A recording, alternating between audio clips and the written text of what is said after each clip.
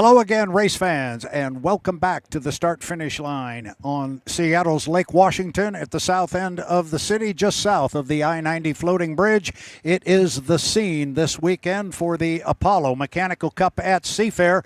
We've been racing hydroplanes on Lake Washington since 1951. This is the day the Seattle Seafair celebration comes to its pinnacle. Next up on our schedule, we're about to start crowning champions here at the Apollo Mechanical Cup. Our rescue boats are now taking back to the race course. I see them going out from the start-finish line here.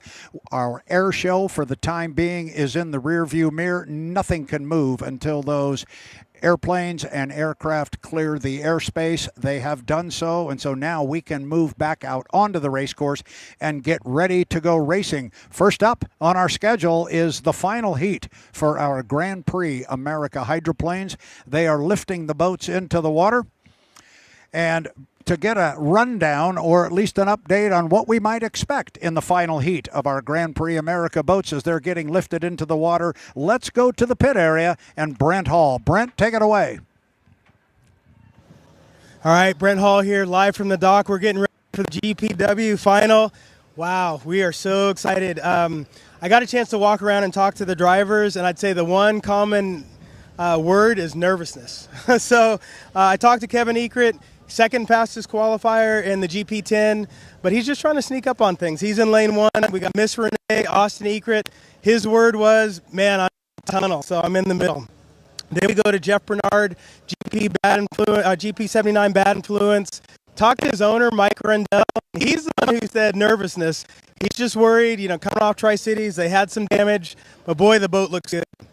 Then you move to the GP15, who was our winner in Tri-Cities. That's grade 5, Heart of Gold. And what he said was, you know what, my game face goes on when I shut the capsule lid. He's put kids in the boat. It's been amazing. And then finally, our nice surprise is Jack Nut Apparel with Chris Grant. He had a nice second place showing some speed out of that boat. All I know is for the fans, it's excitement. We're about to bring you some GP racing. Back to you. Thank you very much, Brent Hall down in the pit area. He did take the time. I was in the pit area. I ran across Brent down there. I made a quick walkthrough, and he was going camp to camp talking to all of the race teams down there. And he mentioned the teammates. They were right in the picture behind him. He had the GP10 and the GP17 both right behind him. Richards Racing. Kevin Ekert, second fastest qualifier, GP10. He will be sitting in lane number 1. That's the boat they call the Freak. That's the one with the interesting silhouette when it's on the water. As he said, Austin Ekert win the 17, the Miss Renee. They will be in lane number 2. The Bad Influence, Ty Ginger, GP79, Jeff Bernard. I think we might have expected to find them on an inside lane, but Jeff had some issues in his first heat of the weekend, and that cost him a shot at an inside lane because he got a did not finish. And remember, in Grand Prix boat racing, the lanes are assigned, and the name of the game in Grand Prix is to work yourself by having victory after victory, working yourself to an inside lane for the final heat. We are at the final heat, and the boat that has had the best weekend so far is the GP10 with Kevin Ekert. Thus, he gets an inside lane. So it's Kevin Ekert in 1, Austin Ekert in 2, Jeff Bernard will be in 3. The Hopper, Greg Hopp, he's going to be in lane number 4. Josh Harnack in 5, John Shaw in 6, and Chris Grant will round out our 7-boat field. We hope Chris can get the GP5 back out on the water. We are getting close. We're not quite on schedule, but as you see there on the screen, left to right there, the boat there you're seeing on the left is the GP5. That is Chris Grant's ride. Then you see the blue and black. That is the GP 135 Cool Cat Motorsports. Then you see the GP12, Josh Harnack, as you move toward the right, and then the second yellow boat at the far right of the screen there, that is the GP15 of Greg Hopp. As our Brent Hall explained, he was the winner last week in Tri-Cities. He'd love nothing more than to double it up here in the state of Washington. So inside out, it's Ekert and Ekert, Bernard, Hopp, Harnack, Shaw, and Grant. As soon as we get a clock setting, we will put it up on the screen. I will get it along with you, but we are very close to go racing. 7 boats on the water for our Grand Prix final. And then we will move on to the big boys, the big puppies as they're called, the H1 Unlimited hydroplanes. And for the first time in a year, we are going to have 7 H1 Unlimiteds on the water at the same time. We'll have 6 on the front row of that one. We will have 1 trailer boat. They will fight for lanes for the H1 Unlimited final. But first up, the first order of business, we need to crown a Grand Prix America champion. So just waiting on a clock here. Our team is ready in the pit area to interview happy drivers upon their return to the dock. We will have all of the action. We're just waiting for the countdown. And our boats are, at least we could see on one side of the pits, we saw 4 of them in the water. I see 1, 2, 3. I see 3 on the other side. And when I went to school, 4 and 3 made 7. I think everybody's in the water. As soon as we get drivers strapped in, we'll be ready to go. It's been a good day of racing so far. We had more racing on Saturday with the way we put the schedule together this year. Our H1 Unlimiteds ran heats 1A, 1B, 2A, and 2B yesterday. So today, getting ready for the Apollo Mechanical Cup race for our H1 Unlimited hydroplanes, we only had to run 3A and 3B.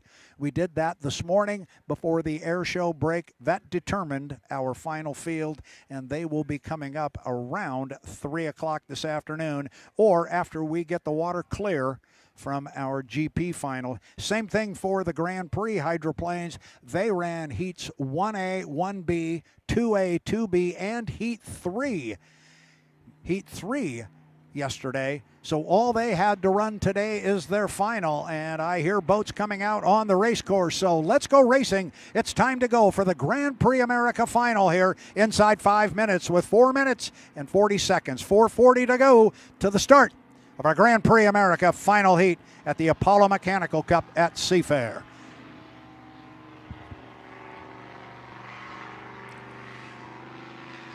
The fans like the noise, and these are the boys with the noise. So we will be ready to roll here, Grand Prix style. It's going to get very loud and proud here on Lake Washington. Again, this is Brad Luce. I am situated at the start-finish line, on the start-finish line tower overlooking what is becoming a very beautiful Lake Washington here as the sun is beginning to poke through.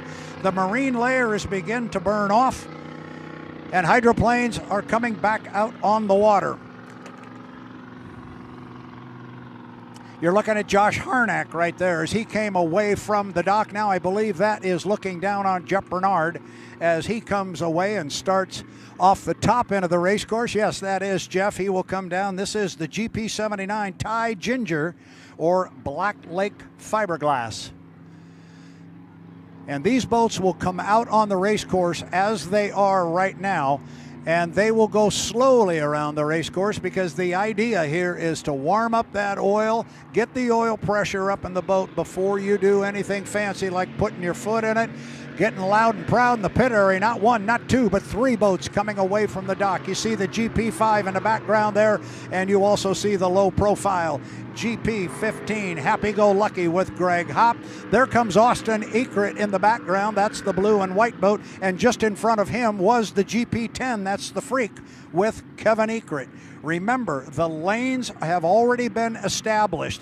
Running them down one more time. GP10, Kevin Ekert in the Freak. He'll be in lane number 1. Austin Ekert in the blue and white GP17, Miss Renee. He will be in lane number 2. Jeff Bernard, GP79, the Thai Ginger. He will be in lane 3. Greg Hopp, that low-profile yellow boat, GP15. He will be in lane 4. Lane 5 will go to Josh Harnack. That's the other yellow boat on the water. He will be in 5. John Shaw in the blue and black boat, GP135, will be in 6. Chris Grant will bring it up on the outside. 2 minutes. Coming up on 2 minutes and 15 seconds.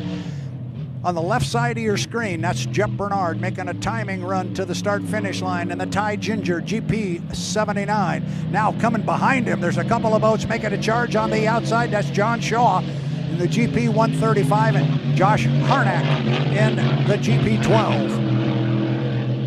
You're looking there at John Shaw. Now we jump forward over there to coming out of the bottom end of the race course. That is Jeff Bernard. Look and see if he doesn't cut across the race course. It'd be a little early for him to do that, I think, at a buck 40.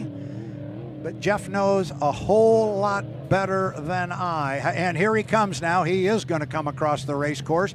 So we thought he might. He did.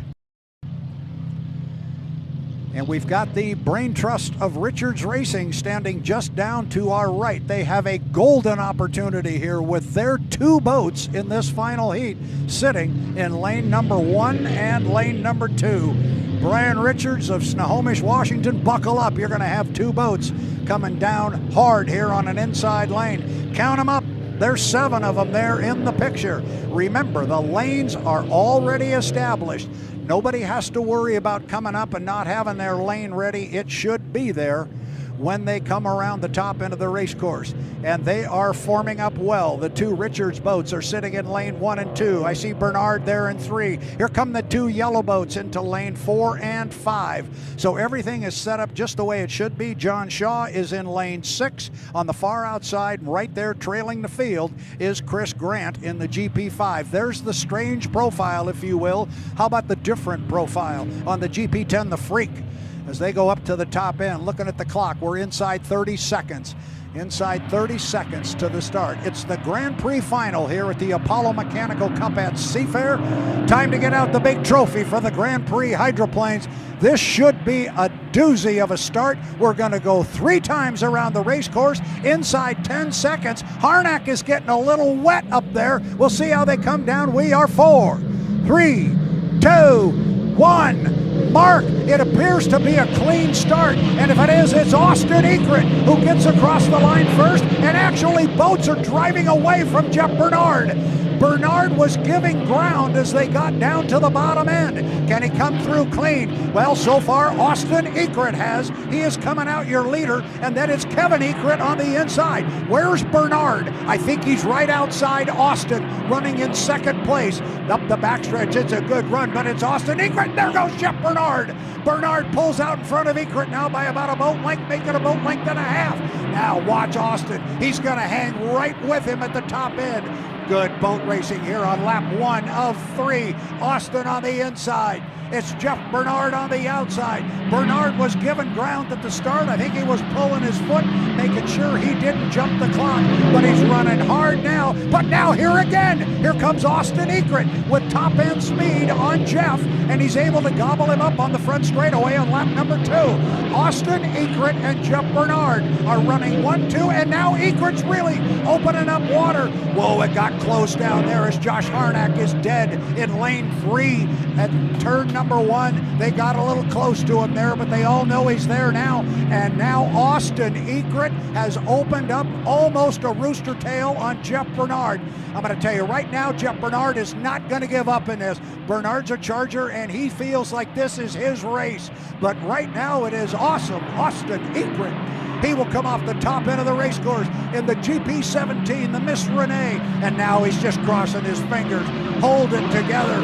Keep Bernard in that right side rear view mirror. 2 of 3 are in the book. Austin took a couple of bad hops as they went and set up for the lower corner, but he got through. Now, where does Bernard go here with regards to Harnack?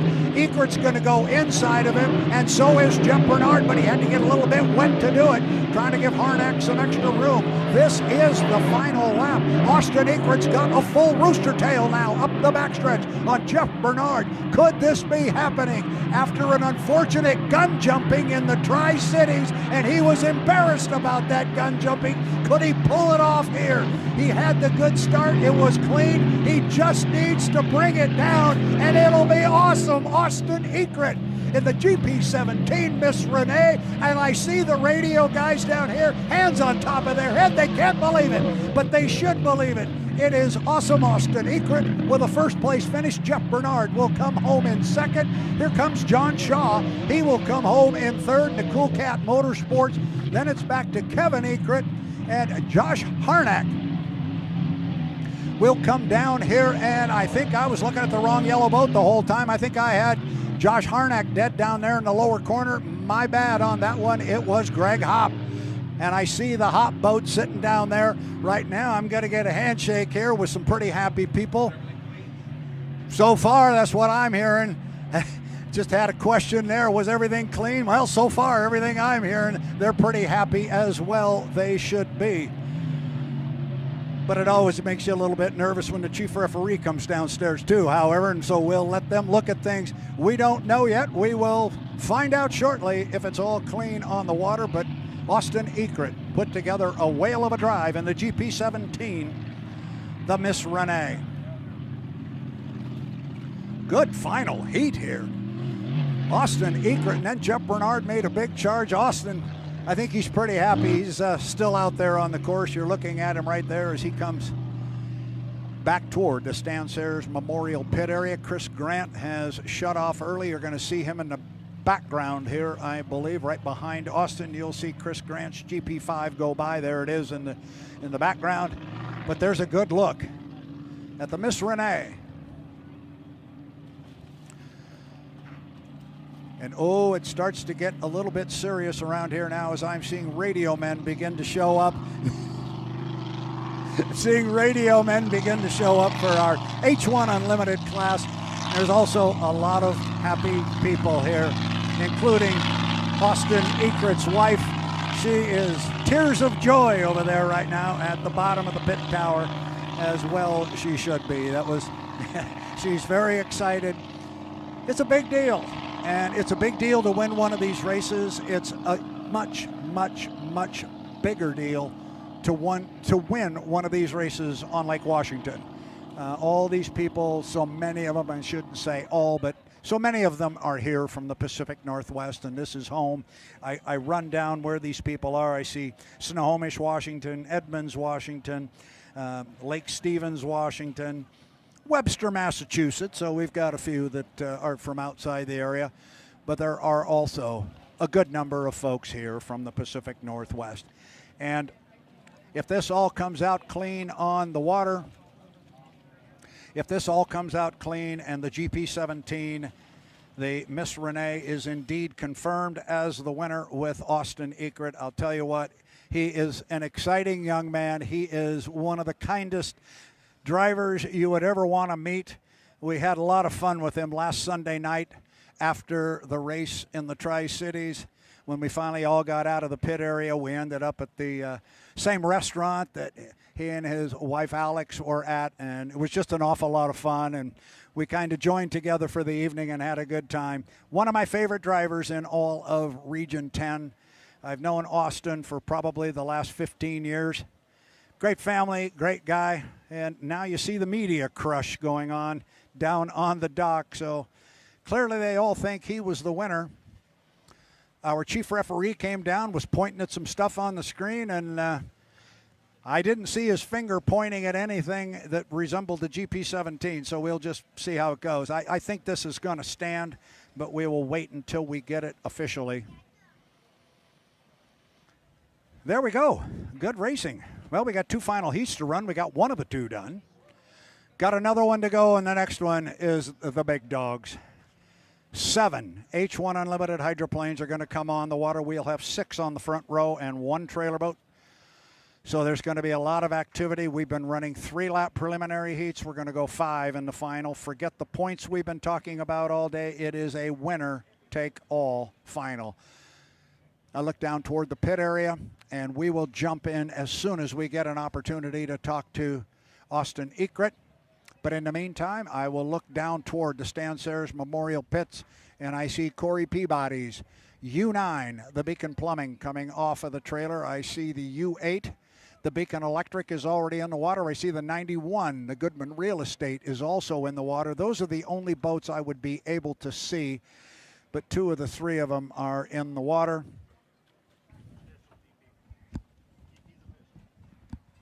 And I just got 2 thumbs up from the stat man who is in contact with the chief referee. It is official. Write it down in pen. Your winner of the 2025 Grand Prix America Final Heat at the Apollo Mechanical Cup at Seafair, it is Austin Ekert driving the GP17, the Miss Renee. The boat is owned by Brian Richards out of Snohomish, Washington, and it is driven by Austin Ekert. And they can celebrate now full bore, because they indeed are the winner. Everything was clean on the water. So it's all done for Grand Prix, all done except for the shouting. And I got a hunch they'll do a little shouting down there in the pit area, and they're going to have fun.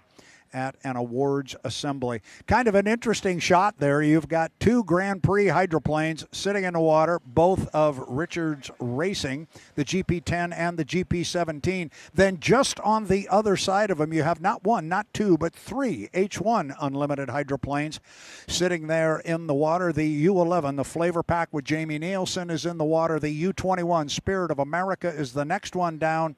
And then you saw the red, black, and silver of the U12 Graham Trucking. Jeff Bernard will have to get out of one boat and jump in another, and he's going to have to clear his mind. What happened there was not what he wanted to have happen. He wanted to jump out of the GP79 after a win and run over to his unlimited, but that's not going to happen. He's going to pick up a second place in the Grand Prix final here at Seafair. So our H1 final is on deck. We have not run down our field, and again, we don't have to worry about lane assignments for our H1 boats because they fight for lanes. So we've got 7 boats in the pit area. All 7 boats are going to come out on the water for this final heat. 6 are going to run on the front row. Those 6 boats are the U91, the Goodman Real Estate. It is driven by Andrew Tate. He will be in our final heat. Nobody's touched him all weekend. And I think we've got Brent Hall standing by with what I am sure is a very happy Austin Ekert. Brent Hall, take it away. All right, I'm here with the winner of the GP final, Mr. Austin Ekert. You told me I'm in the tunnel. You didn't stay in there long. Oh, man, it was great. We got a great start. The boat was just run phenomenal, absolutely phenomenal. And so I was able to hit the start, run up there side by side with Jeff, and then Kevin on the inside of me, and the boat just came around. It's just a rocket ship. Thank you, Ed Tree. He's just a magician, absolutely magician. Yep. And then, of course, Richards Racing, man, they really set me up with a good boat. And oh my gosh, this is absolutely just a dream come true. You know, hometown race and all. Oh, it's fantastic. All the fans. It's great. I feel like a complete rock star right now. Well, I was going to say, you are a rock star now. Yeah. So, no, just take us through and, maybe some of the emotions. Again, I know you said it's a hometown race, but you've been racing smaller boats for a long time, and now you're in the bigger boat. Absolutely. Yeah, no, so, of course, Seafair. I grew up here helping as a little bilge rat in a boat, maybe got snuck into the Seafair a couple of times to come see the boats. Don't tell that. But just starting with that and then racing in the smaller classes, 2.5 stock, and then building my way up in that. And then eventually Brian got me in his boat, and it's phenomenal, absolutely phenomenal, especially after the year that we've had. We literally started the year off in last. And not anymore. Yeah, no, so this is just absolutely phenomenal. Yeah, and I'd just say to kind of close it out, we're all so proud of you. GP final winner here for the 2025 race, and you just got a lot of fans who are waiting for you, so I'm going to let you get at that. Absolutely. Thank you.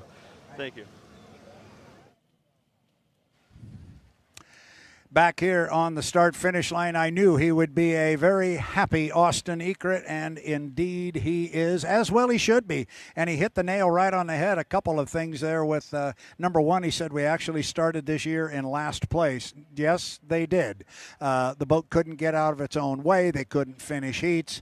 And we knew the boat was fast, but they just couldn't seem to get out of their own way, as I said. And then the other pieces and the puzzle and the box that he stepped on there was how good it is to win on home waters in front of his family and all his friends and all the fans. And his wife is up here on the tower. She's right up above us. And as I said, there were a lot of tears flowing down her cheeks. She's pretty happy, and as well they should be. This is a big deal. If you're a boat racer, Tanner Faust, and you're winning on your home course, it doesn't get any better than that. No, having friends and family with you is always an important thing. I mean, a hometown is a hometown. That's right. It doesn't matter what sport it is. You got your, at some point you got your kids watching you, and maybe you're in the twilight of your motorsport career and your kids are experiencing it for the first time and one of the last times, or just with your family. It's a big deal. So it's been awesome to see how big a part of Seattle summer this whole Seafest really is. And, of course, how long it's been going on, and we talked a little bit about that. My parents hadn't met yet when it started. I mean, I don't want to bring that up again, but I probably will. Again. Yeah, again. I'm sure you will, young man, yes. No, but it's just cool. I've raced up here in Seattle probably 15, 20 times, and I used to be sponsored by a Microsoft company, so I've been up here a lot, and touching base with all those guys, it's like they're just like, man, this is one of our favorite parts of the year. So it's a real community thing up here. Well, we started to run down the list of boats that are going to come out in our H1 final, and I think now we can restart that list and walk through it formally. I think the first boat we're going to look at, the U8, the Beacon Electric, the boat owned by Daryl and Vanessa Strong. It is driven by that man right there, J. Michael Kelly, and he's looking pretty serious. I'm telling you what, this guy sometimes has kind of a baby face type thing. He puts his game face on, and I tell you, he gets real serious. And we've talked about it a whole bunch. He's won 4 straight times on this water. He knows how to do it. He's got a boat that can handle the water on the inside lane. And if he gets in front of you, and we call it putting a fender on, if he can put a fender on his hip and keep you out there on his hip, you're going to have your hands full driving around that young man. Nobody's gotten around him for 5 years. Yeah, and this is probably about the time of the weekend where he thinks about that 5th in a row for the first time. You know, he's probably just getting out on the water, trying to keep it in the back of his mind. But just now, as you go into the finals, he's starting to realize, wow, we could make a little bit of history here. We could indeed. So that is the U8 and J. Michael Kelly. Now you're looking at the U11, the Miss FLAV-R-PAC. The boat is driven by a young man out of Gig Harbor, Washington. Played some great baseball in the day, but his love was always hydroplanes. He is Jamie Nilsen. He drives for Scott and Shannon Rainey. The boat based out of Cle Elum. And it's a quick one. He, too, wants to be on that inside lane. He always wants to be there. That's where he likes to go. He's very good at getting that lane, and his boat seems to handle those conditions extremely well. That is Jamie Nielsen in the U11, a Miss FLAV-R-PAC. We talked about J. Michael Kelly. How about his teammate, Corey Peabody? It's been an up and down weekend for him. He's had a family emergency.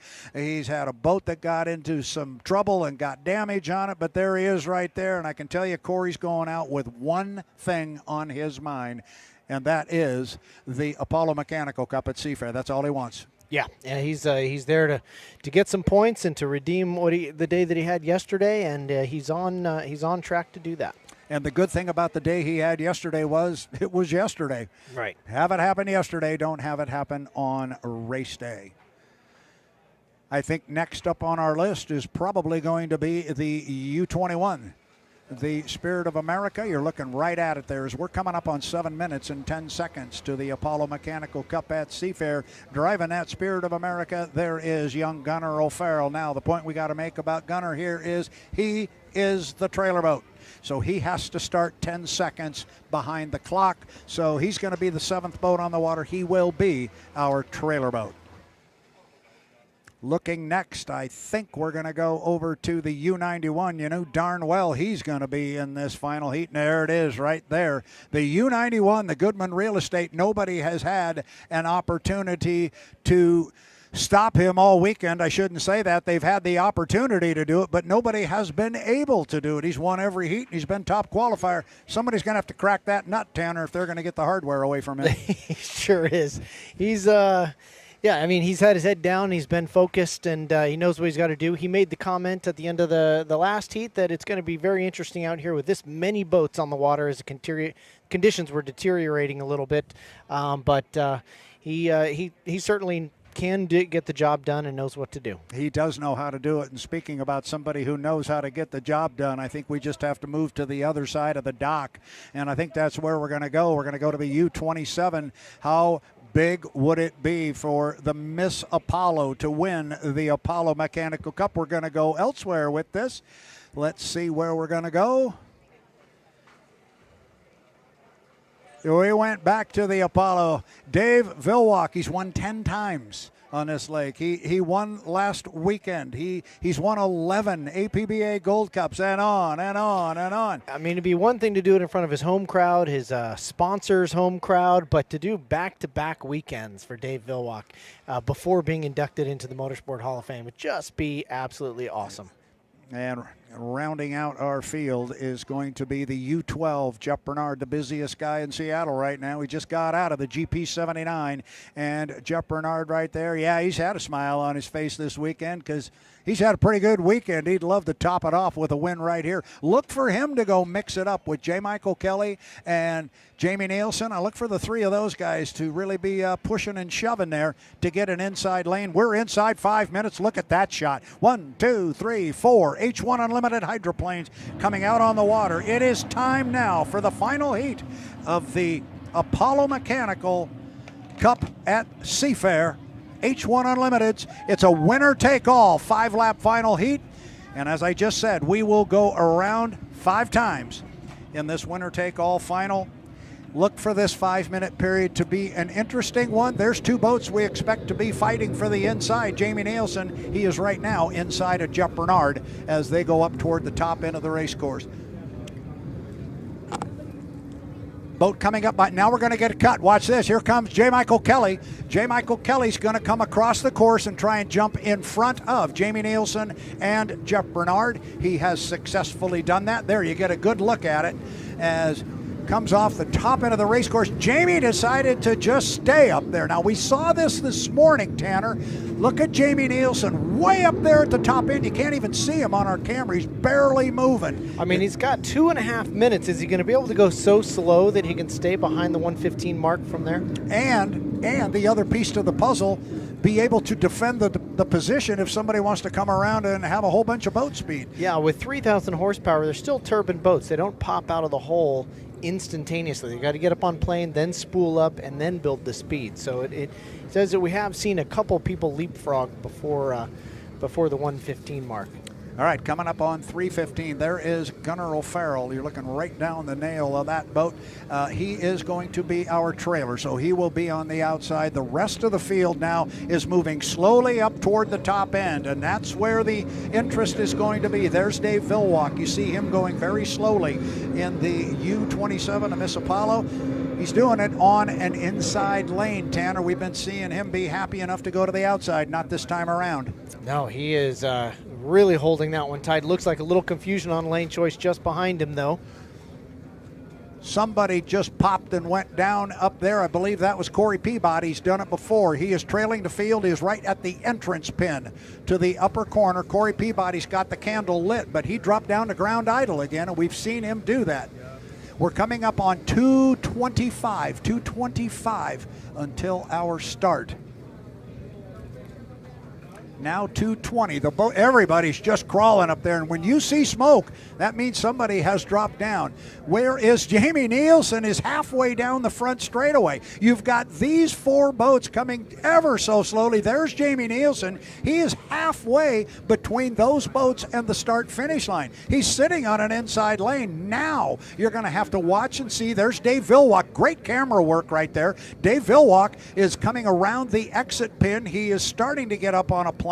Now you're looking at, that was a flashback to Corey Peabody. Corey's going to be fine in this thing. If he wanted to really put his foot in it and come down hard, he could maybe leapfrog some people. So we are still looking at 1:35. This is not what I expected. This might be the slowest score up we've ever had, but right now Nilsen is in 1, Bernard is in 2, and now we got boats coming. Here comes J. Michael Kelly. Kelly's going to try and come down and leapfrog the field, but the other boats are going to get cold. Now watch Andrew Tate. He's coming with boat speed, and 1:15 appeared to be legal. The boats now start to put the pedal down. Andrew Tate got inside of J. Michael Kelly. I think Kelly had ideas that perhaps he was going to leapfrog some of the boats, but I'm telling you, the bad news right now is Corey Peabody is still up at the top end of the race course. He has yet to come down. His boat has gone down to ground idle, and quite honestly, it's going to be interesting to see if the officials will let him run right now, because he is in a bad spot, but now he's up and running.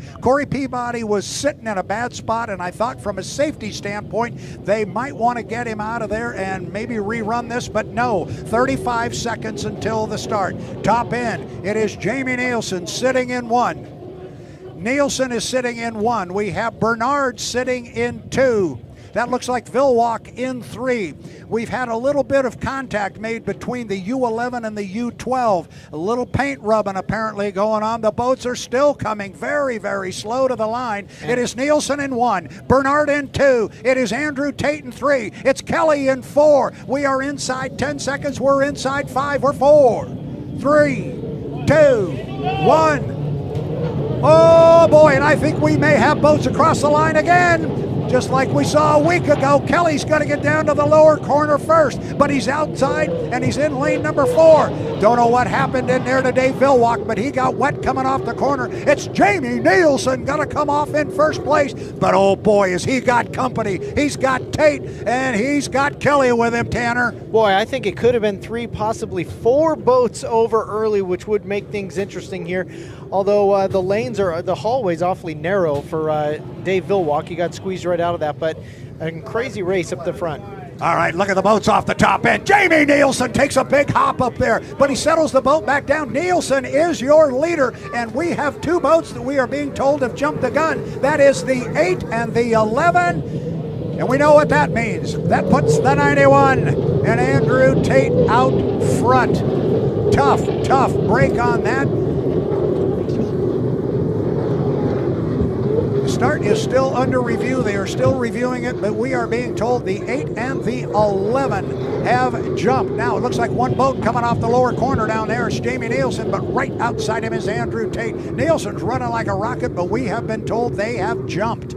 They have jumped the start. So Andrew Tate, being legal, is on lap number 2 of 5. He's got about a 4-boat length lead. Now all that they slow, get to the top end. Yes. All that slow trawling has just caused a white caps on the inside lane, which Jamie Nilsen is dealing with right now. Andrew Tate was able to get around it, but that's checked Jamie Nilsen up and given Andrew Tate a little bit of breathing room here at the lead. Yeah, Andrew Tate is he's out front. He's in a good position. If we know those 2 boats have jumped the clock, so does he. I think his radio guy right now is just going to be telling him where the good water is to do exactly what you're talking about. Avoid those rollers that you're talking about. And there's a bunch of them up at the top end. Off the corner, off the bottom end of the race course on lap 3 of 5. You're looking at our leader. It's the U91. It is the Goodman Real Estate. Behind him and to his left is the yellow and blue of the Miss FLAV-R-PAC, Jamie Nilsen's ride. But we have been told he jumped the start. We have been told also that J. Michael Kelly, who just flew the boat up the backstretch, that he has jumped the start. If that's the case, our second place boat is the U12 of Graham Trucking and Jeff Bernard. Here comes Andrew to put another one in the books. He will start lap number 4. We're still being told the start is under review, but we still have it that our 2 boats have jumped the gun, and I'm being told, yes, that is true. So they're obviously looking at something else on the water. Could there be another boat that could be across early? We just don't know at this point.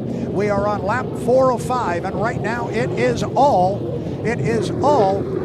Andrew Tate up the backstretch. He's got a rooster tail now on Jamie Nilsen in the U11. There is a lot to sort out on this one, Tanner, because it got messy down at turn 1, too. It sure did, as we're on lap 4 of 5. I mean, on my looked like 3 jumped, which in which case Corey Peabody really needs to chase down Jeff Bernard to get himself up another notch on the rung. But maybe 2, could be 4 boats. It's just something that's got to settle out. But right now, water is just getting rougher and rougher. Andrew Tate has made some changes to the boat, possibly because it's a smooth ride up front. White flag lap right now for, where's Jamie? Oh, Jamie is still tucked inside of Andrew. He's still right with him, but we're on the final lap here, and it is Jamie Nilsen trailing Andrew Tate. Tate's going to come off the corner there. Tate giving him plenty of room, and Andrew's going to come off with, no, not quite a rooster tail lead. He's got about 7 or 8 boat lengths on Jamie Nilsen, who's hanging right with him. Then it's back to J. Michael Kelly, then it's back to Jeff Bernard, and then it's back to Corey Peabody and Dave Villwock. Top end of the race course, the checkered flag is going to fly, and it's going to come down and it's going to wave for Andrew Tate and the U91, the Goodman Real Estate, at least on the water, as we have been told so far. The initial winner of the Apollo Mechanical Cup at Seafair, Andrew Tate, U91, Goodman Real Estate. Second place is going to go to Jamie Nilsen and the Miss FLAV-R-PAC. A good run for J. Michael Kelly in the U8, the Beacon Electric. And how about this one, Jeff Bernard? Is he in the middle of this somewhere? this is going to be interesting to sort out. Jeff Bernard comes home in 4th. Then it's Corey Peabody coming home in 5th position off the top end of the race course. I believe that's going to be Dave Villwock. He is going to come down. And what a run for Gunnar O'Farrell. Gunner's actually been closing here on the inside of Dave Villwock. Villwock will come across, and right behind him is Gunnar O'Farrell. Oh, Gunnar flies it over the start-finish line, really honestly. flew it. I mean, the fact that he did that from the rough water, trailing all of those boats, pretty impressive. I mean, he definitely finished the day on a high. Even though he's crossing the finish line last, he made up ground on some pretty fast guys. Wow, so there's going to be a lot to unpack on this one. We've got a couple of boats that we are aware have jumped the gun, and those 2 boats that jumped were the 8 and the 11. All right, we're going to take a look at the replay of the start here. The stat man is over here breaking it down frame by frame for the officials, so that's happening right next to us, so we'll be able to kind of get a glimpse and let you know what's happening with that, but we'll get a replay on screen here so we can all make our unofficial judgment. And let's underline the word unofficial. So everything is unofficial here. Here's our clock and what it shows here. This is unofficial again. There's 1, there's 2. And yeah, it looked like 3 to me. Yeah, it's going to be really close on Jeff Bernard. Really close on Jeff Bernard. And remember, the clock doesn't strike 0 until it has the 3 hash marks, and we just lost our picture. So, unfortunately, we can't see it. You guys might have it set up there good in the truck, but we can't see it here until our monitor comes back. There it is. You're rolling it back. You clearly got 1. You've got 2. Ooh. Oh, right there. Yeah, I think you've got 3, and I think we, at least on the water, from that standpoint and jumping the gun, Andrew Tate. Jump the gun. Come on. You can do it, Brad. Yeah, I think Andrew Tate is in a good spot from that standpoint. Now, there was a lot of stuff going on before that race started and down here in turn 1. Yes, and Corey, so 91 being announced as the winner.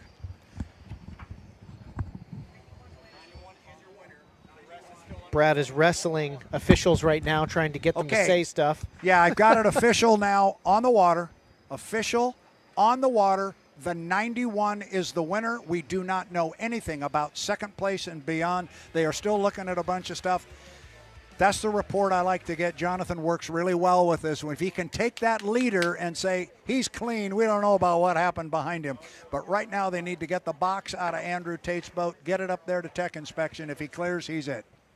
Amazing. What a weekend for Andrew Tate after we've talked about it a couple times, but he had really a dismal weekend on many levels last weekend in Tri-City. So to come out here, clean sweep, did what he had to do, kept his nerve about him, and just gathered up all the points he possibly could. It's exactly what he needed to get done. You've seen 2 final heats in 2 weeks and 6 gun jumpers. Wow. It's hair trigger out here. That's what I'm learning. It's, you're either upside down or you're early. Well, I'll tell you what, I think it speaks to how big these 2 events are. These guys are willing to push the envelope that close. We didn't see that back east. Here's one thing I will say is out of all the starts that I've seen, I've never seen 2 that were even remotely similar. That's right. The strategy coming into the start line is just so many different adaptations to what the different drivers are seeing from different lanes. That one was interesting, and they sacrificed the water quality by crawling their way around the last turn. Some of them paid for it later, but man, that was a unique start for sure. That was indeed a very unique start. I thought we were going to see a lot of slicing and dicing of the race course. We didn't. Instead, everybody just kind of went up to the top end, went extremely slow. Nobody slower than Jamie Nilsen. He basically went to the top end, shut it off, and trolled down to the start-finish line for the score-up. Dave Villwock's going to go back, apparently, and take a look at the start-finish line because he's still – what? Right. Oh, Villwock can't turn the boat off. Okay. Yeah, so he's now heading I could push the air show back a little bit. He is now heading the wrong way on the front straightaway. There is Dave. He's headed back up. And every once in a while this happens, and this is nothing that's new, but sometimes the fuel shut-off or the shut-off won't happen, and you're going to, if you've got a way to get to the fuel shut-off, maybe you can shut it down that way. If not, he may have to get a get a fishing rod, put it off the side. And Now they do, the boats that I've climbed into, I haven't been into Dave's, but they do have a last resort hard cut on the fuel. They say it's not good for the engine to do Right. it, so he may be trying every method besides that right now, but at the end of the day, I think he could probably pull that lever and get it done. well, he's now headed into the center of the race course. And Dave is trying to, look at Dave here. He's trying to reach out. Did you see that? He was laying over the side of the boat, and we've lost him on our monitor, but he's laying outside the cockpit. He's trying to pull a latch there to get to a fuel control valve.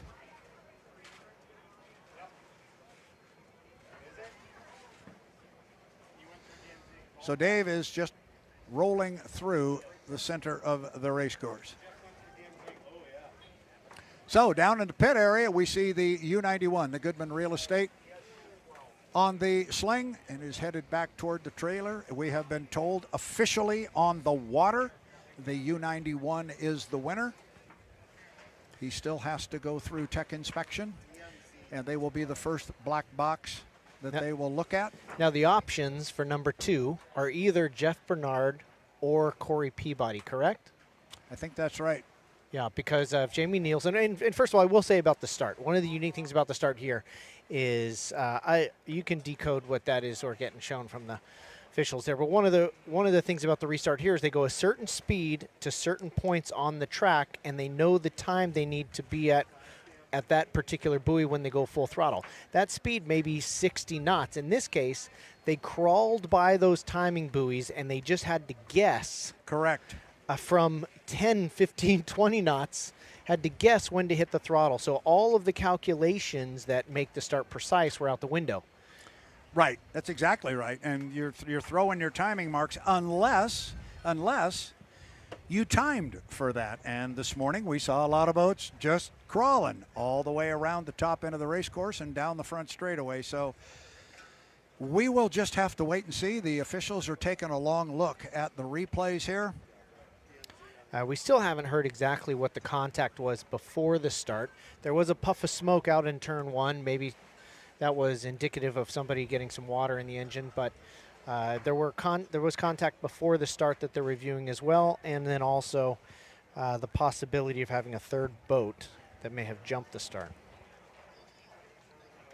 So we're just going to wait and see as they keep reviewing the footage here. But in the meantime, our winner on the water is Andrew Tate.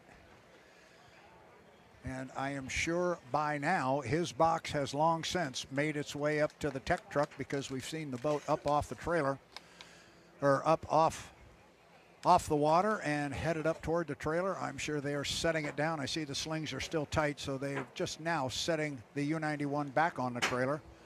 And so this is what we're looking at while we await official word on the tech truck with regards to the U-91 and Andrew Tate. We look at our schedule. You see August 1st through the 3rd, 2025. Well, that's right now. The August 3rd is today, the Apollo Mechanical Cup at Seafair. There's only one more stop left, Mr. Faust. That is September 12th through the 14th. The Bill Munsey Cup at the San Diego Bay Fair, and that's always a fun one. There's something about racing with white sand between your toes. It's kind of fun. Is our tent and our booth on the beach? Well, I don't know about yours, but yours no, is? mine's not. Well, I mean, do we have time? Let's make that happen. We do have some time to make that happen. We could, get a. I know people. Yes, you do. Maybe we could pull something together. But as we were talking, you're talking about this rough water and stuff. Well, all the waves down there on San Diego's Mission Bay, they just go up on a white sandy beach and they just dissipate. There's no bouncing back out and becoming extra rough. You can still leave a big hole and a big trough in the corner, but as far as your wake that you create, it just dissipates on the shore. And being oceanic, I mean, just that harbor is just off the ocean. I mean, do you get some heavy winds? we can get wind, especially coming off of the lower corner, coming off of turn 1 and up the backstretch. There's a little bit of a channel through there, kind of like there is here. We didn't talk about it much, but if you look down there to the pit area and to the left, there's that big park out behind the pit area. That's called the Genesee Gap, and we get wind blowing across the course there, and it can be pretty nasty blowing against the boats coming down the front straightaway, and we saw a couple of boats lift off here. That can always play into it, but yeah, I think we are got our Erica Allreed standing by with our winner on the water, Andrew Tate. Erica, take it away. Watch out for his chin. Andrew, congratulations on that run. When we were chatting earlier, you called this weekend a breath of fresh air, and I bet that rings even truer now as you close it out with that performance. How much of this wasn't just wanted but needed? It's always nice to come home a winner. It's racing, though. Anything can happen. You're going to have highs and lows, and I think staying in the middle somewhere is probably the key, at least mentally and emotionally. But you kind of hit the nail on the head. It's more of a relief. We knew we had a fast boat. We qualified well. We ran well in all the qualifiers. So to put it all together come Sunday afternoon is what really counts. And, yeah, nice relief. And as you crossed the finish line, I was watching your team owner, Bruce Ratchford. He just put his arm in the air and was already celebrating before you got back to the dock. And as we walked over here, I don't think one person didn't stop and congratulate you. How sweet is it to have that support? Yeah, it was a bit overwhelming, to be honest with you, but really, really cool to see. There's a lot of people here from Goodman Real Estate. There's a lot of people here from Apollo and Bruce Ratchford's company with BWR Racing. To see all the smiles is,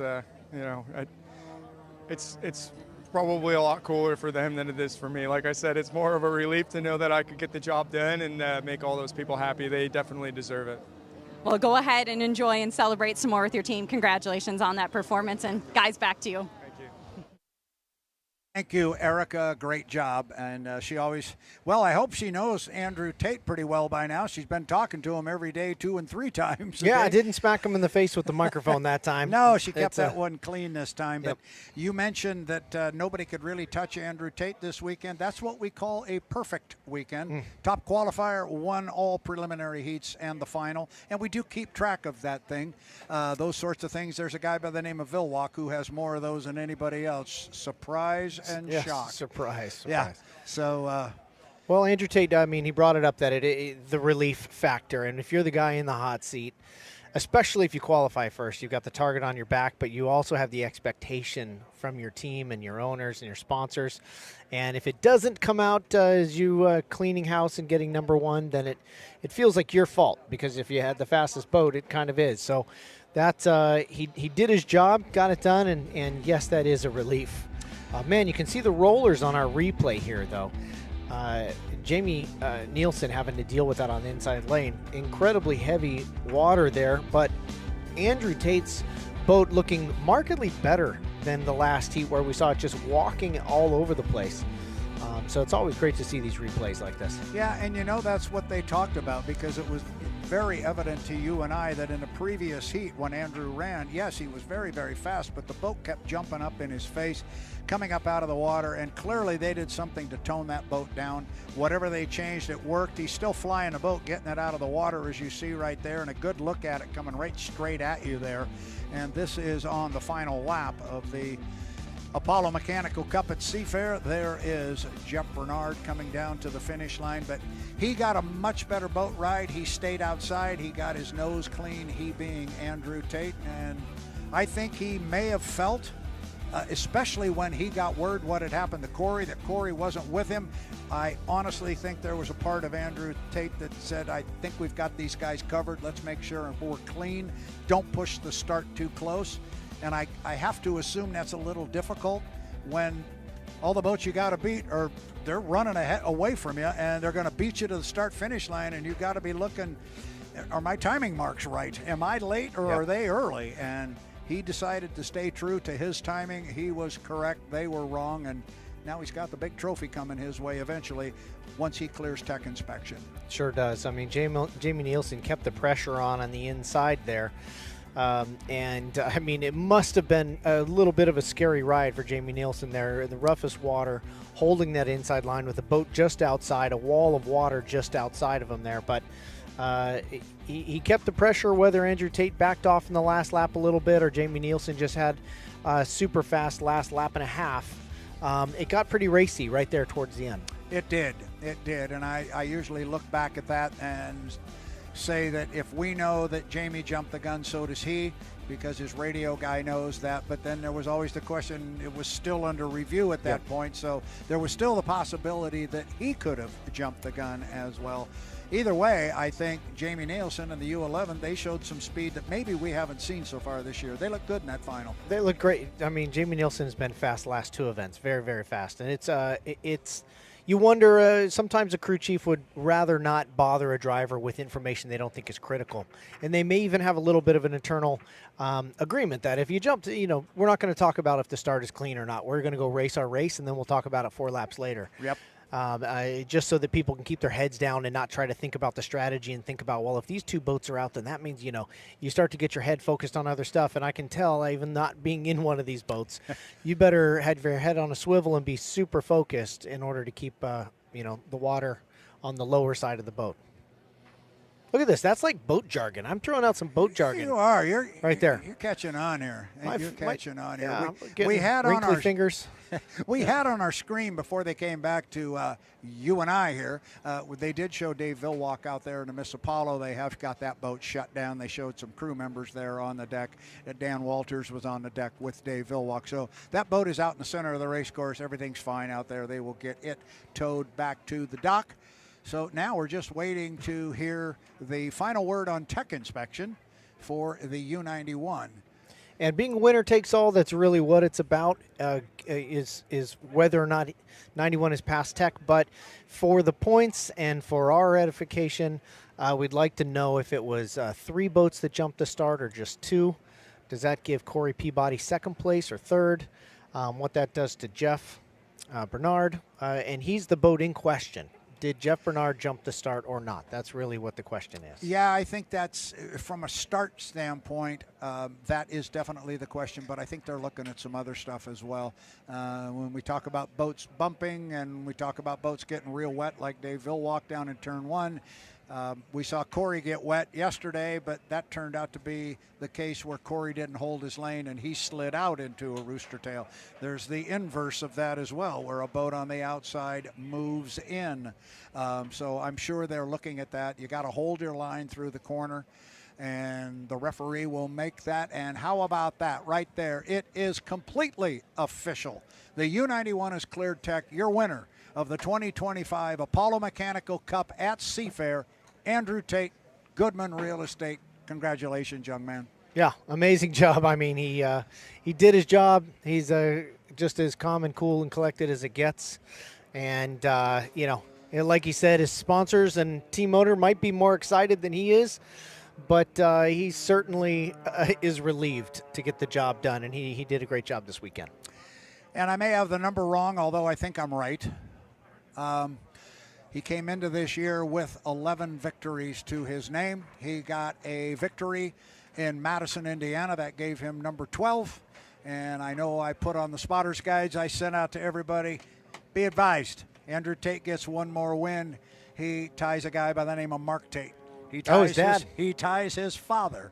So now he ties Dad, and so that's a big deal. I know it's a big deal for Dad. I know it's a big deal for Dad and Mom. So to Mark and Sandy Tate, congratulations. Your son drove a whale of a race out here. He had an incredible weekend. He came in extremely focused. He knew what the mission was, and mission accomplished. And I don't want this to be lost. He not only ties his father.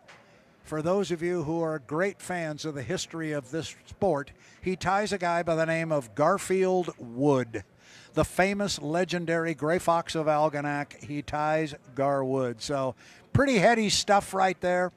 But he ties his father, and I'm sure that'll make for an interesting phone call as soon as he gets a half a moment and enough time to call Dad. I know the rest of the family's here. I know Mom's here, but Dad, I don't believe is here in Seattle. But congratulations to the entire BWR racing team. And, you know, we've said this, we said it after the Tri-Cities, and we said it earlier this weekend. Bruce Ratchford, still undefeated. Yeah. He hasn't lost as an owner. He's 3 for 3. Yeah, it's I mean, and Andrew Tate showed that if he keeps it clean, he's the threat.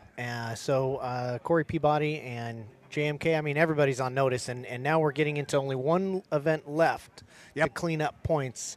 At some point after this, I'm sure Statman may already have something going on, but understanding of who can take the championship for the year and who cannot based on the possible points at stake in San Diego.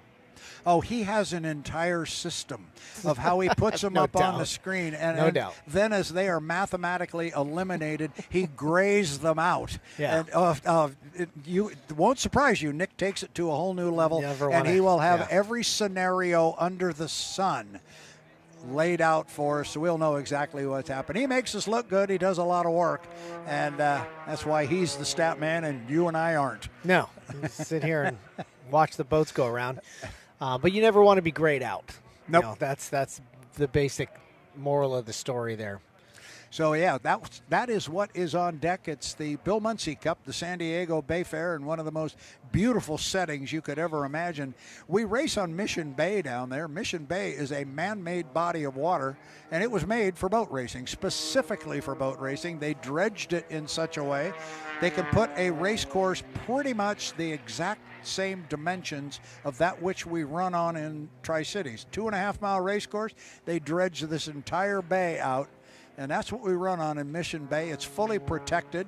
Yes, we do get some wind coming over it from time to time, but it's a gorgeous setting. And you get a lot of what you get here with the Seattle weather. You'll get that marine layer in the morning, and people go, oh, we're going to San Diego. We're wearing tank tops and T-shirts. Now, you better have something warm for the morning. By 1 o'clock, you're tearing off everything you can possibly tear off. But, yeah, it'll be maybe a little chilly in the morning and sometimes foggy. We've gotten to the race course where you couldn't see the start-finish line. Yeah. Kind of like we saw in Madison. Yeah, they call it the June gloom, but in reality it's the June, July, sometimes a little bit of August gloom. Yes. Having lived down there. I lived in San Francisco, so I know all about that and how that works. And the coldest winter I ever spent was summer in San Francisco. I think Jack London had that line somewhere.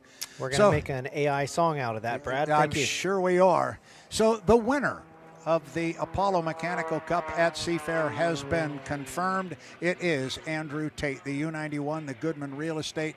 The boat is owned by Bruce Ratchford, BWR Racing, and Mike Hansen is the crew chief on that.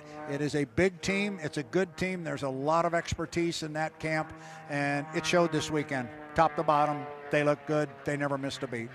Yeah, they had it all put together. They were one step ahead, no doubt. They know they have a fast boat. Like I've said before, it is a trick when you've got the fastest qualifying boat, because while they may not translate direct to race pace, it does put the pressure on. And this is a time when Andrew Tate just didn't take a wrong step. Really, he had a little bit of a rough boat ride at the second half of the front straightaway, it seemed like, on most heats, but he did not put a foot wrong the whole weekend. So we're still awaiting for a final determination on how things wound up in the final heat, and we can tell you who finished on the podium in second and third place and on down. We will hopefully we will get there and get that information. I know there's a lot of people huddled around, and then we have to wait. Once they know the final order of finish, then it is a matter of making sure those boxes go through tech, because they still have to take that as well. So we might be getting some information here. Yeah, we have the final unofficial order outside of the U-91. So we will just wait until we get things official. Yes, that is an official one down here. They have the U-12 on a DSQ. That's the U-12, not the 21. From the contact before the start. So they're There apparently, as we called out, was some contact before, and apparently that is not going to play into the favor of Jeff Bernard in the U12. But these are unofficial results. We will hold off on them until we do have them. So if that happened, then the jump start doesn't really matter for Jeff Bernard. That would be correct. Either way, Corey Peabody takes second. Assuming he can clear tech. The order they have here on unofficial is the 91 is the winner, and that is official. That one we do know. Yep. Corey Peabody right now unofficially is sitting at number 2. Dave Villwock is sitting at number 3. How about this one? Gunnar O'Farrell sitting at number 4. We know the 11 and the 8th jumped the gun, and the 12 had a DSQ. So that would put Corey Peabody still in the hunt. He would have to have basically a perfect weekend in San Diego and have something happen to Tate, but that puts Corey Peabody still in the hunt for the overall championship. Yeah, it sure does. That's a big deal if that's the way it comes out and that's the way the points get laid. It's a huge deal because, to your point, it's all about the national high points too. Yeah, you want to win the race, but it's about national high points, and we saw how close everybody was. Well, Andrew Tate just opened up some ground on everybody by at least 100 points, but if Corey has to give away points, it's a whole lot better if he's finishing second as opposed to 4th or 5th. Well, since this is our last time talking this weekend, what does this do for our pool that we have going on? Well, this is not good news down here for one of us. For you. Oh, that would be me. Yes, the DSQ. You notice I'm not singing the Jeff. song I was on a. However, the 91 helps yours truly a lot. Helps you, correct? I think it does help me, yes. I think you had the 91, and did you have the 9? I did not. Okay, well, I had a really good day yesterday with all 4 winners, the 91 and the 12, and I got a 3rd place finish out of the 12 today, and that's about, out of the 12 today, and that's about it. But I did get the win out of the 91, so I did okay. I think I hung on. Okay, well, it sounds like since we want to get official, it sounds like we have. I got a chance, unfortunately, for J. Michael Kelly. I got a chance to climb into his boat. Yes, and just sort of take a look at what is a little bit different, but a lot of the basic things that a driver experiences to make those boats do the amazing things that they do are very similar. So I got a chance to jump into the number 8 and break down how J. Michael Kelly likes to set his boat up, and may give you a little glimpse of a part of these boats you may not have seen before. So let's check it out. I'm sitting in the heart of the beast. This is J. Michael Kelly's number U8 Beacon Electric H1 Unlimited hydroplane. Now, this is quite an experience being in the cockpit itself.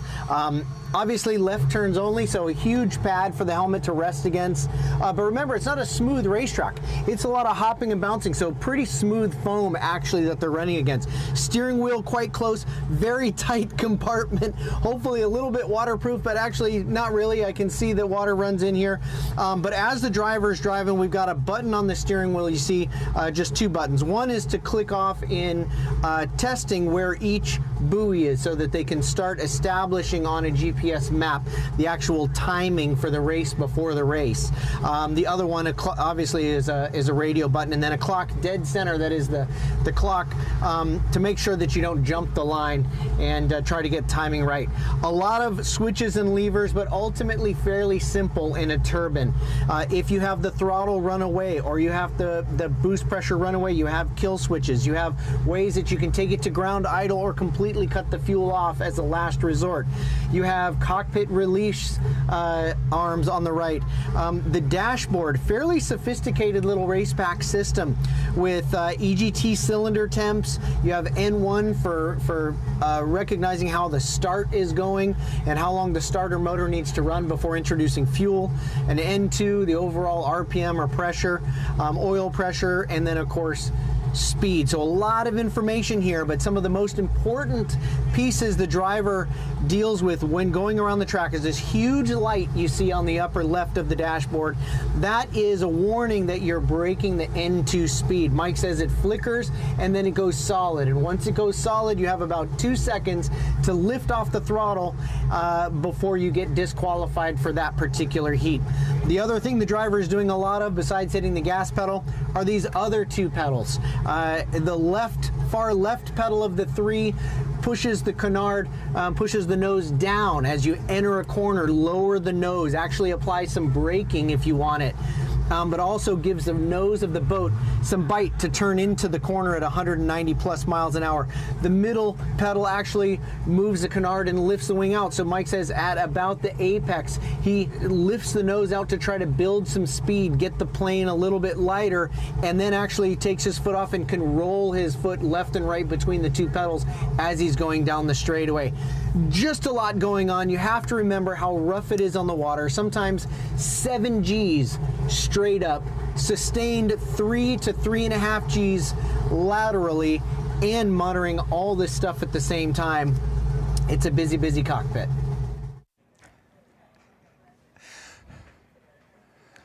Well, there's only one thing to say after that little discussion. I think you're ready. Knowing where the buttons are is half the battle. You're right. And I think you now know how to keep an eye on that N2 light because there's nothing else going on in there. It is reading the water and everything. Yeah, you're just trying to hang on to a race boat at that speed. The G-forces, read the water. Where's it good? Where's it bad? Oh, by the way, keep an eye on that light because you can't have an N2 violation. That was very well done. I like that. Thanks. Well, while they do have a lot of data in the actual boats, the actual GoPros keep a lot of data as well. They're very capable, these little GoPros, right? Yep. This is a GoPro commercial right now.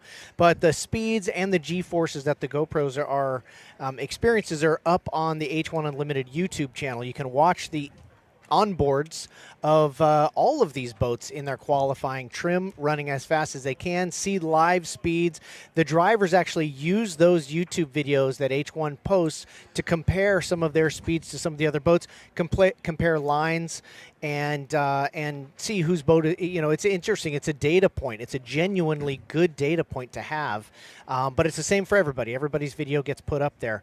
But the G is very interesting because obviously in a car, maybe the Gs are a little more sustained and smooth on a racetrack, but in the boat, it's a constant spike. And so we did other videos that we'll look at in the future here about the load that goes on that skid fin. You can pick up 12 to 14 minivans. The weight of 12 to 14 minivans can hang on that skid fin laterally. That's how strong they are. It's just absolutely incredible, these boats. Yeah, and the strongest piece in the boat is that which affixes that skid fin to the boat. I like that analogy because it kind of brings it home. Minivans. I wasn't saying, that you drive a minivan. I just was making a little assumption, but it wasn't. Let's just clear the air on that. I do not drive a minivan, okay? Just so we got that. There's nothing I've wrong got a with truck that's not real big, but I don't drive a minivan, okay? Nothing wrong with minivan. They're I fast. drove one. I think I've been smoked at a light by a minivan. So, well, I'm just saying. Clearly here we have fallen pretty much far off the table here, but let's go over what we've got and what we know, and then I think we're going to step away until such time as we have final official results. However, the winner of the Apollo Mechanical Cup at Seafair has been determined. It has been confirmed. It is the U91, the Goodman Real Estate, and it is driven by Andrew Tate. He had a perfect weekend, top qualifier, won all 3 preliminary heats. He won the final heats. And so he is the winner of the Apollo Mechanical Cup. So I think what we are going to do, have we got another piece we're going to show?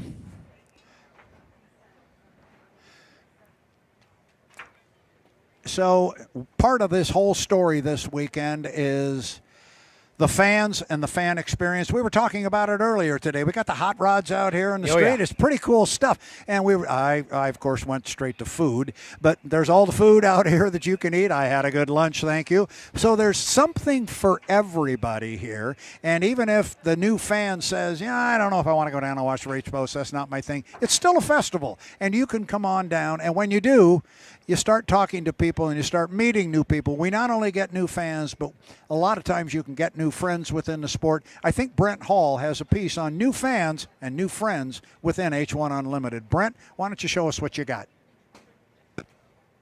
Good morning, H1 fans. This is a real honor.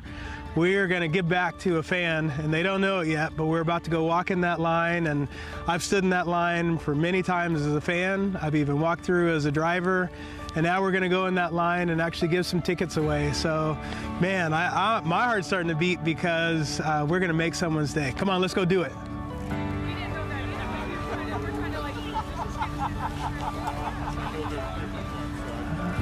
Oh, there's a pirate. Okay, we're being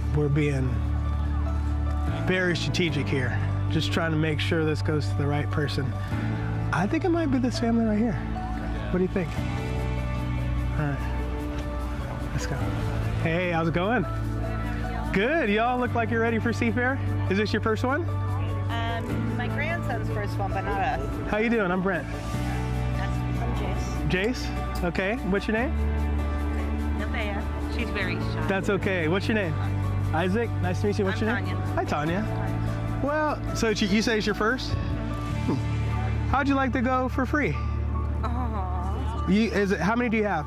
It's us right here. Okay, you got 4. I have 4 tickets for you, and we're gonna walk you to the front of the line and just make it special for you. Your dad died last week. Oh my! Oh my gosh! Well, something told me to. Wow, I didn't. Come on, let's go. Let's go do this. Come on. Congratulations. VIP. Coming from heaven. Yeah. What you're gonna see today is you're gonna see big block V8s, and those have about 13 to 1500 horsepower. They run on methanol gas, so it's a little bit of a different type of gas. And then you're also going to see the big boats, the H1 boats. Those run helicopter turbines, and those boats have maybe 2800 horsepower. That's a lot. That is a lot, isn't it? Yeah. So we'll get you close so you can see it. Hopefully I'll even get a chance to introduce to some drivers, but yeah, we'll make it happen. We'll make it really special. That sounds fun. Sounds fun? Right on, right on.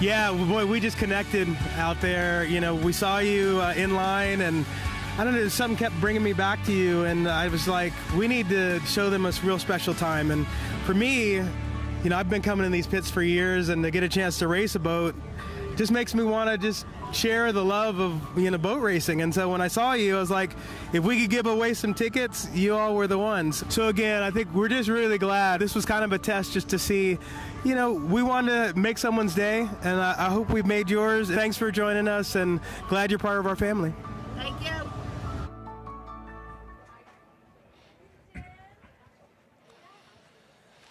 Wow. Well, how do we follow that? That was a tearjerker. Well, you know, I didn't know that's what we were going to run, but I had heard that story. Brent tried to tell me the story off air this morning while we were sitting in these chairs, and he got broken up telling me the story. And then once I realized where it was going to go, that's really special, and I'm just going to throw something out here. H1 rocks on that one. Yeah. That was really, really cool. That was and amazing. How did they possibly know to pick that family? Maybe there was some divine intervention, but I heard in there that the father had passed away just last week. Yep. So, Brent Hall, you rock, buddy. Good job. That was a great, great piece. Wow, that puts a capper on the whole day right there. That sure does. That really does. So we're still waiting for official results, and I think what we're going to do now is step away. But the winner of the Apollo Mechanical Cup at Seafair is Andrew Tate, the U91, the Goodman Real Estate. He won everything we put in front of him. He won all the heats, top qualifier. He impressed you. He impressed me. He impressed everybody that watched him win. He is deserving of the title, and 100%. He's got it. He sure did. I mean, he didn't put a foot wrong all weekend, and that's what he had to do. So vindication. Now he can go with a clean slate on to San Diego, try to accomplish the next job, get the cup there, and take the year's championship. Yep, that's what's going to be job one for them as we go to San Diego. So we're going to be back. We're not done on the day yet. We are going to cover the award ceremony, which will be coming up here in a while. So don't leave us. Stay in touch with us. Watch our social media pages. Watch the H1 YouTube channel. We are going to cover the award ceremony, which will be coming up after a chunk of the air show here. It's the Apollo Mechanical Cup for Seafair. But for right now, for Brent Hall and Erica Allreed down in the pit area, this guy here's Tanner Faust. I'm Brad Luce. We're going to step away. It was a good day, my friend. Absolutely. And we will be back with trophies and official finish order. Stay with us. We'll be back.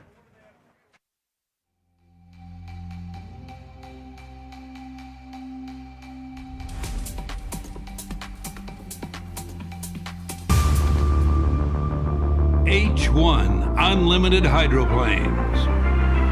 The world's fastest race boats. 10, 9, 8, 7, 6, 5, 4, 3, 2, 1.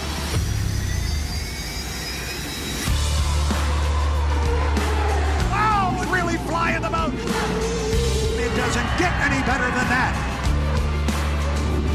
They are going to be side by side. This is for the checkered flag.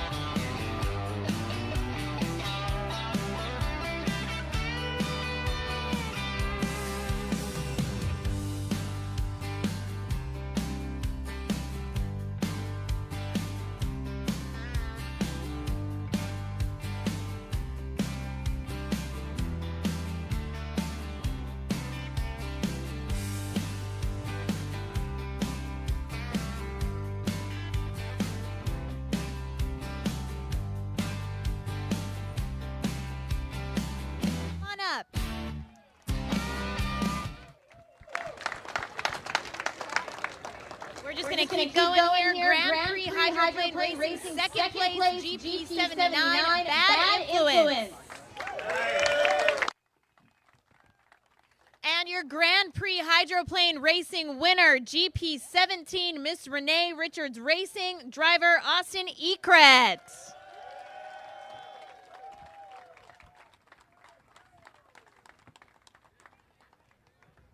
We're going to just keep things moving along here. If you guys can just step this way for me. Heat 1A, sponsored by NetTech U91, Miss Goodwin Real Estate. And Heat 1B, sponsored by Oberto U12, Graham Trucking. Heat 2A, sponsored by Ackley Brands U91, Miss Goodwin Real Estate. And Heat 2B, sponsored by Fremont Brewing U12, Graham Trucking. Heat 3A, sponsored by Apollo Mechanical Contractors U91, Miss Goodman Real Estate. Heat 3B, sponsored by Apollo Mechanical Contractors U8, Beacon Electric. Apollo Mechanical Cup, third place, U27.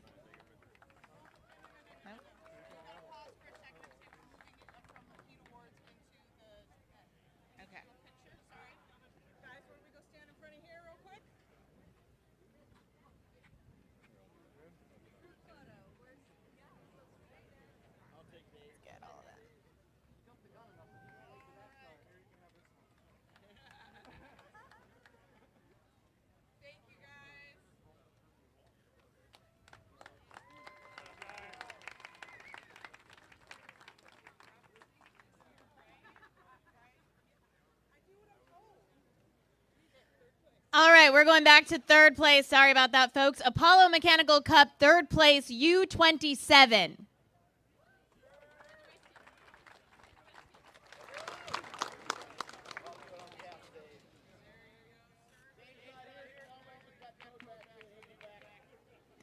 All right, Apollo Mechanical Cup, second place, U91, Beacon Plumbing.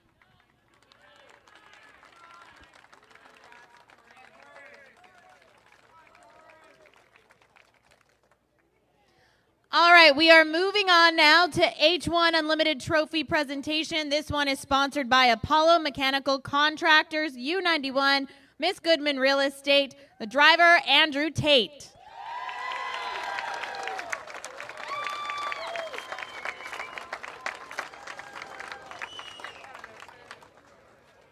Let's give him a round of applause one more time.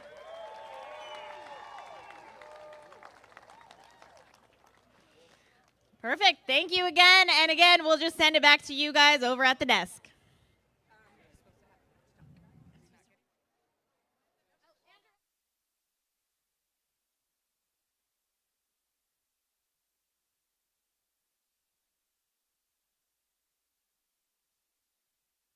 Over here. These guys,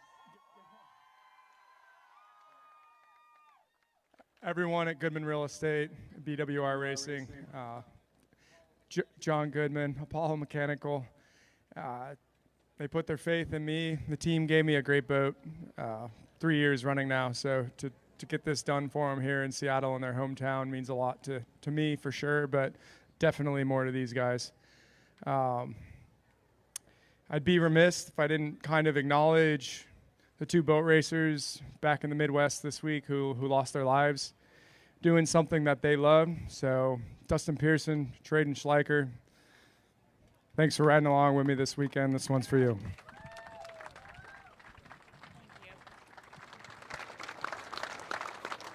All right, thank you again, everybody. I'll send it right back up to you guys, Brian.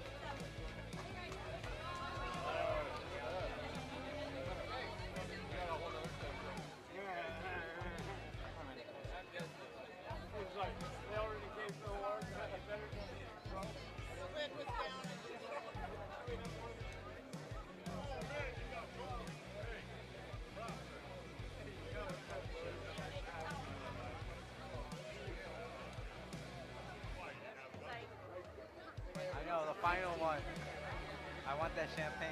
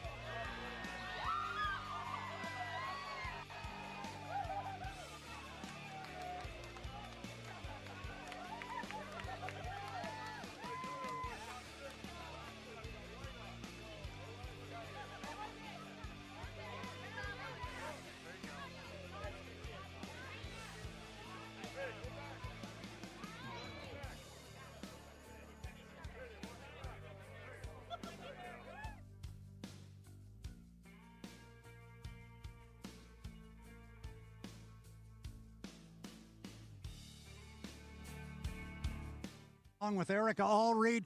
This time we're down in Erica's territory. We're in the pit area. I've been up on the start-finish line all weekend, but we've just concluded some terrific racing out here on Lake Washington, and I didn't know it was going to end this way with you and I standing aboard the winning boat. That would be the Miss Goodman Real Estate. Andrew Tate had a whale of a weekend. There can't be a better way to end this weekend than standing right here with you. Although some people tried, his speed was just undeniable yet again this weekend. So amazing feat by him and team. Yeah, and it came on the heels of a weekend he was not very happy with last week in the Tri-Cities. When he came into the pit area here, his game face was on. He clearly was focused on what he wanted to do, and what he accomplished this weekend is what we call a perfect weekend. He was the top qualifier. He was first place in all three of his preliminary heats. He wired a legal and great start in the final, and it was over at that point. He won them. He won them all.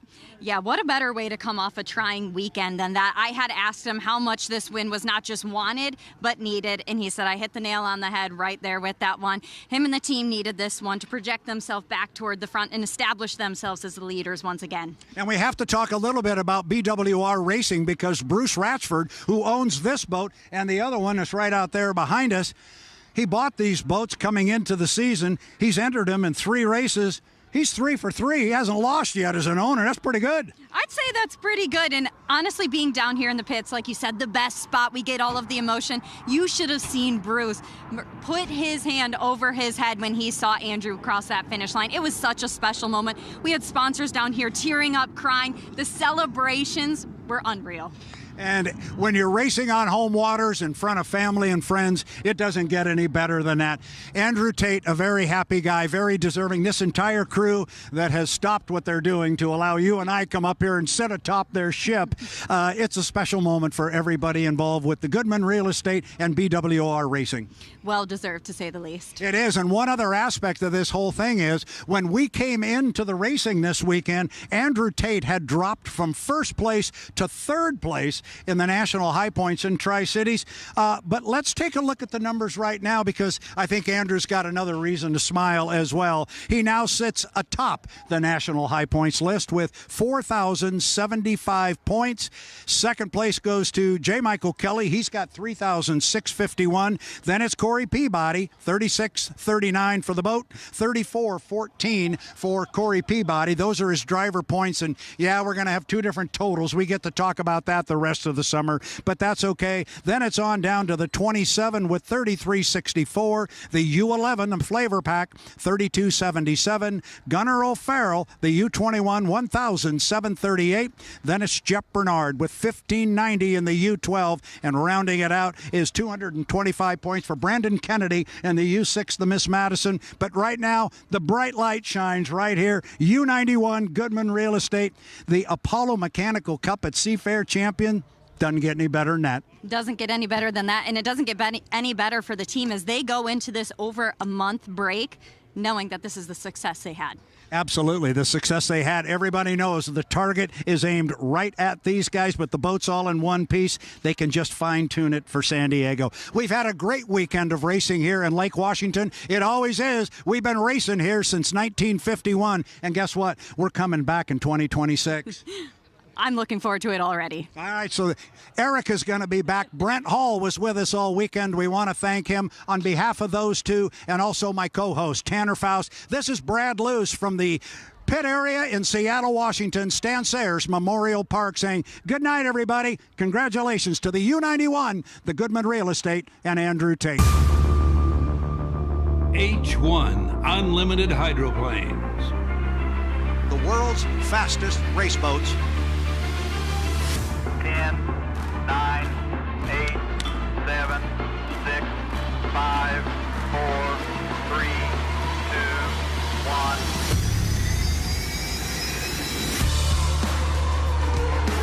Oh, really flying the boat. It doesn't get any better than that. They are going to be side by side. This is for the checkered flag.